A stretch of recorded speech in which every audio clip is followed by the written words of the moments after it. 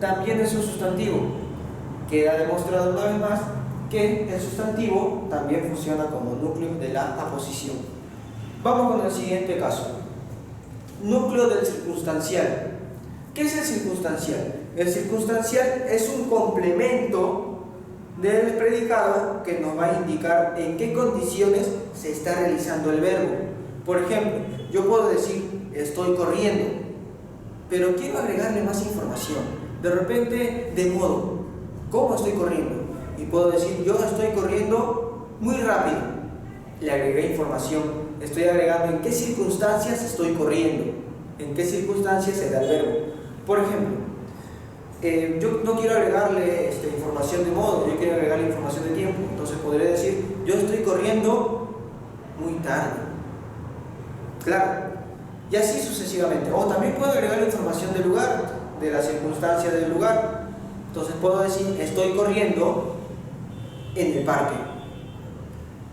Entonces los circunstanciales nos van a ayudar a ver en qué condiciones se realiza el verbo. Vamos con los ejemplos. Ya es tarde. ¿Cuál sería el verbo? Es. ¿Y qué nos ayuda a dar más información a ese verbo ser? Puede ser cualquier cosa, pero nos está hablando del tiempo, que ya es, evidentemente es, pero es tarde. Entonces, tarde sería un circunstancial de tiempo. Bueno, en este circunstancial de tiempo, evidentemente hay una palabra, y esa palabra sería este núcleo. Y tarde también es un sustantivo porque es un nombre al que nosotros le ponemos cuando ya se pasó la hora, etc. Bueno, siguiente ejemplo. Llévalo al banco. Como puedo decir estoy corriendo en el parque, también puedo decir llévalo al banco. Sería una circunstancia en la que debes realizar la acción. En una circunstancia en la que te indico el lugar, no el tiempo, no el modo, no la causa, no la compañía, no la herramienta, sino el lugar en el que se debe realizar esa acción. ¿Dónde? En el banco. Entonces, llévalo al banco sería un circunstancial del lugar, ¿no?, que está apoyando este verbo. Dentro de al banco, que es el circunstancial, ¿cuál es la palabra más importante? Fácil, ¿no? Banco. Claro, banco es el núcleo del circunstancial y también es sustantivo. Por eso es que queda demostrado una vez más que el sustantivo también funciona como núcleo del circunstancial. Sigamos con el siguiente. Núcleo del vocativo. Bueno, esto es un poquito para tener en consideración. A ver, ¿qué cosa es un vocativo? Yo cuando estructuro mis oraciones deberían llevar algún tipo de orden y muchas veces debería ser primero el sujeto y luego el predicado, ¿no? Pero a veces no ocurre esto. ¿Por qué? Porque nuestra intención a veces no es la misma. A veces nuestra intención es de dejar con curiosidad a nuestros oyentes, a veces nuestra intención es hacerlo un poquito más interesante lo que estamos diciendo. En tal sentido, nosotros cambiamos de lugar ciertas cosas para que los demás estén a la expectativa. Por eso es que existe la vocativa. Si yo digo, escúchenme, alumnos, esa oración está un poco desconfigurada. Debería ser, alumnos, escúchenme.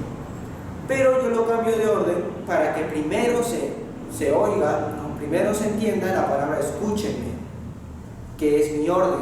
Si yo digo alumnos, escúchenme, quizá el verbo pierda orden, ¿no?, pierda autoridad. Si yo digo primero escúchenme y luego alumnos, el verbo tendría más autoridad y esa es mi intención. Por eso es que existe la vocativa, porque no es la misma intención siempre en las mismas oraciones. Vamos con los ejemplos. Deben de estudiar mucho, alumnos. Algo que deben tener en cuenta, que cuando yo me tomo la licencia de cambiar, por ejemplo, el sujeto del lugar, tengo que pagar un precio. ¿Y cuál es el precio? Ponerle una coma. Y a esa coma que yo le pongo cuando cambio de lugar en la estructura de la oración se llama coma vocativa. Es por eso que el nombre es vocativo. Deben estudiar mucho, coma, alumnos. Deben estudiar mucho, alumnos. ¿Cuál sería el vocativo? El que estoy cambiando de lugar. En este caso, alumnos. ¿Por qué la oración debería ser alumnos deben estudiar mucho? Entonces, el vocativo es alumnos. Alumnos es un núcleo del vocativo y alumnos también es sustantivo. Entonces, está visto que el sustantivo también funciona como núcleo del vocativo. Vamos con un siguiente ejemplo para que quede más claro. No solamente puede irse al final, también puede irse al medio. Mira, cuando te vi, María, sabía que lo dirías. Cuando te vi, María, sabía que lo dirías. Esto debería ser: María, cuando te vi, sabía que lo dirías. Entonces, el vocativo es el que está cambiando de lugar, que en este caso es María, ¿no? Que es el sujeto. Bueno, el sujeto de la primera proposición, porque el sujeto de la segunda proposición sería yo, ¿no? Pero el sujeto de la primera proposición es María. Ahora, María es el núcleo de la posición en este caso, del vocativo en este caso, perdón, del vocativo en este caso. Y María también es un sustantivo.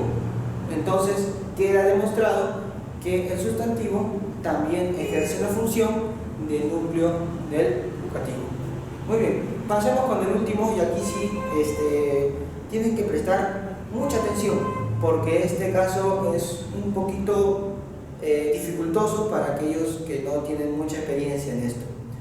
Voz activa y voz pasiva. ¿Cuál es la diferencia entre la voz activa y voz pasiva en las oraciones? ¿No? Bueno, en la voz pasiva, el sujeto realiza la acción.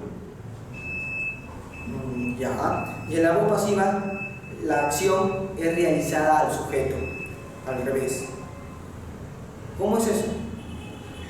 Bueno, por ejemplo,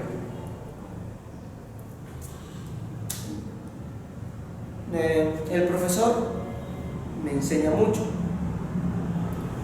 Eso es en voz activa. El profesor me enseña mucho. Y en voz pasiva sería: estoy siendo enseñado mucho por el profesor. Cambia un poco de orden. Por lo tanto, el sujeto también cambia de orden. ¿Sí? Ahora vamos a ver acá.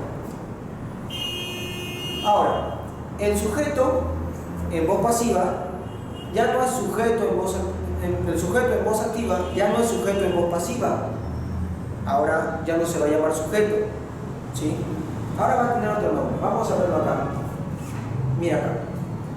Estás siendo enseñado por tu profesor. Esto es una oración en voz pasiva. En voz activa, ¿cómo sería? Bueno, tu profesor te está enseñando. Bueno, tu profesor te está enseñando sería en voz activa. El profesor, el sujeto, realiza la acción. Ahora, en voz pasiva sería: estás siendo enseñado por tu profesor. Profesor, en voz activa, era el sujeto.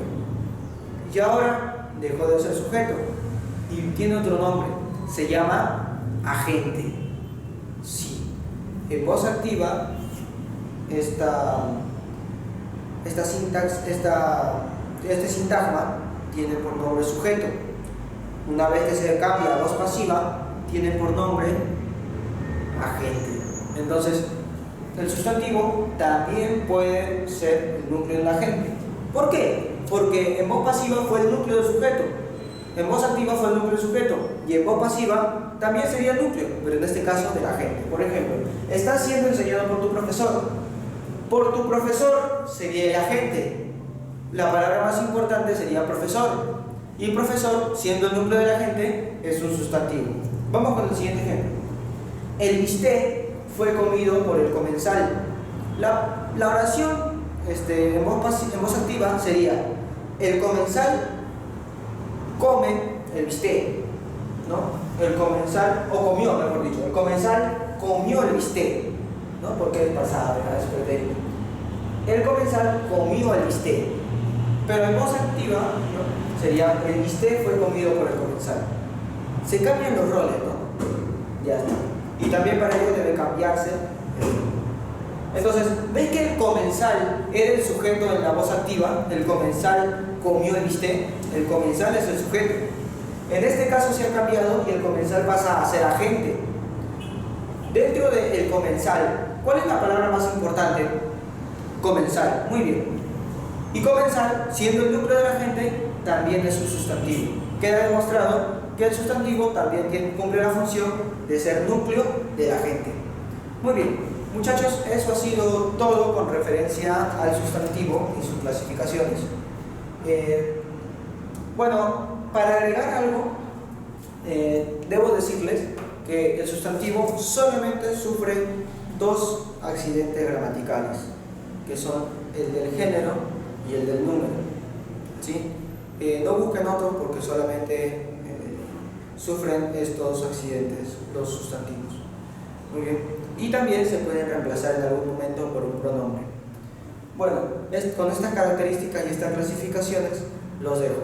No se olviden que pueden escribir sus dudas, algún tipo de comentario, algún tipo de aporte también si quieren, o algún tipo de consulta, y yo estaré atento, ¿no?, a lo que ustedes escriban, y allí vamos a despejar ciertas dudas para que quede todo claro y puedan desarrollar muy bien su tarea y puedan desarrollarse mejor en los próximos temas de gramática, en lo que vamos a trabajar cositas como las que he explicado acá, que son bien sencillas, solamente es cuestión de práctica, son bien sencillas de entender, como las que hemos explicado acá, referentes a otras cosas excepto al sustantivo, y puedan desempeñarse mejor. Una vez que encuentras el sustantivo, ya la cosa se va poniendo cada vez más entendible, ya no es tan lejana la gramática para ti. Entonces, el consejo sería: practica lo más que puedas. Si acabas los ejercicios que te doy, que son 50,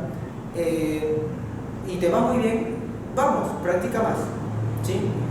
Bueno, esto ha sido la clase de hoy, muchachos.